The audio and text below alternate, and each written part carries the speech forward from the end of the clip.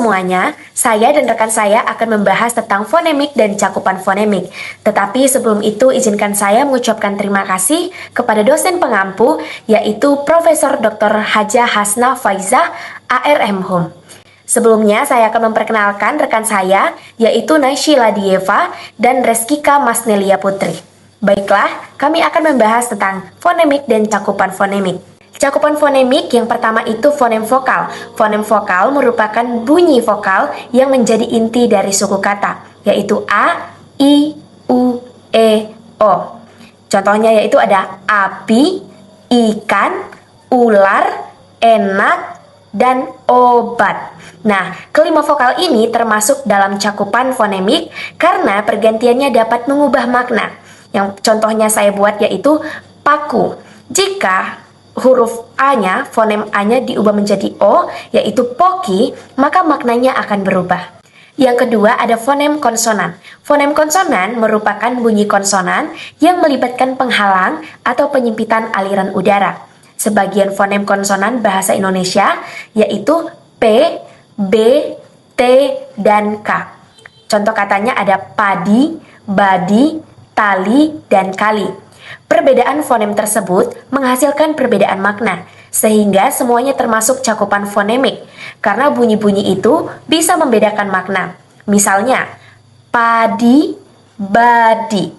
P dan B adalah fonem yang berbeda. Tali dan kali. T dan K termasuk fonem yang berbeda. Yang ketiga, batu, patu. Ada P dan B adalah fonem yang berbeda. Nah, jadi bisa dikatakan bahwasanya bunyi itu bisa mengubah makna dalam satu kata. Baiklah, selanjutnya saya akan menjelaskan pengertian fonem.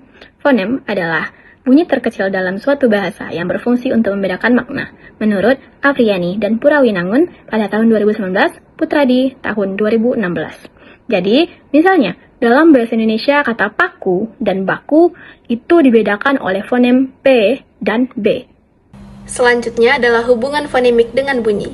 Yang pertama, fonemik menggunakan bunyi sebagai objek dasar untuk menentukan mana di antaranya yang berfungsi sebagai fonem, yakni satuan bunyi terkecil yang membedakan makna.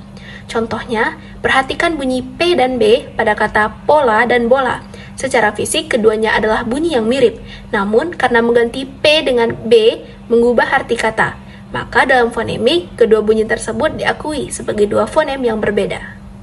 Yang kedua, cakupan bunyi segmental, yaitu bunyi yang dapat dipisahkan, terdiri dari vokal dan konsonan. Vokal merupakan bunyi yang dihasilkan tanpa hambatan pada alat ucap. Kualitasnya ditentukan oleh posisi lidah dan bentuk bibir. Contoh huruf vokal ialah A, I, U, E, O. Hubungan fonemik. Mengganti U menjadi O. Pada kata tuku dalam bahasa Jawa bermakna beli, menjadi toko bermakna toko. Hal ini mengubah makna secara total. Konsonan merupakan bunyi yang dihasilkan dengan adanya hambatan pada aliran udara. Dua jenis artikulasi konsonan. Satu, hambatan bilabial, yaitu bunyi yang dihasilkan dengan mempertemukan kedua belah bibir atas dan bawah yang bersama-sama bertindak sebagai artikulator dan titik artikulasi. Contoh, P, padi, B, baru, M, makan, W, warna. Dua, hambatan alveolor, yaitu bunyi yang dihasilkan dengan menempatkan ujung lidah pada gusi atas yang terletak tepat di belakang gigi atas. Contoh, T, tari, D, dari, N, nama, L, lari, R, raja. Yang ketiga, cakupan bunyi suprasegmental, yaitu unsur bunyi yang menyertai bunyi segmental, seperti intonasi, nada, atau tekanan. Contohnya pada intonasi, Sani makan ayam. Ini merupakan kalimat pernyataan atau berita. Sani makan ayam, ini merupakan kalimat pertanyaan.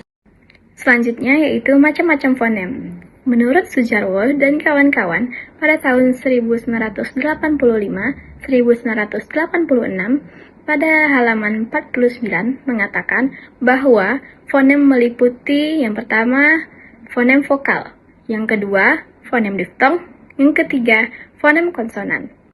Jadi, yang pertama itu adalah fonem vokal. Fonem vokal adalah satuan bahasa terkecil yang dihasilkan tanpa hambatan pada alat ucap dan berfungsi untuk membedakan makna. Lalu, nama-nama fonem vokal yang ada dalam bahasa Indonesia adalah yang pertama, I, vokal depan tinggi dan tak bundar. Yang kedua, E, vokal depan sedang, dan tak bundar. Yang ketiga, A, vokal depan, rendah, dan tak bundar.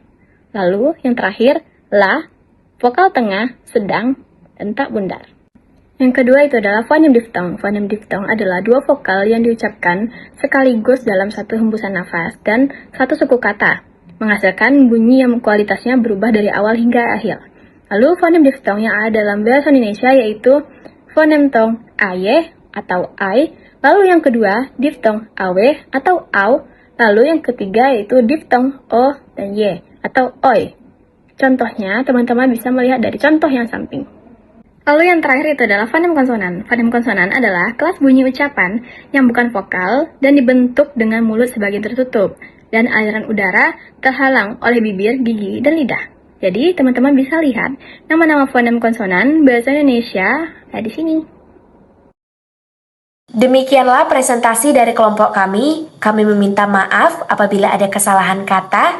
Cukup sekian dan terima kasih.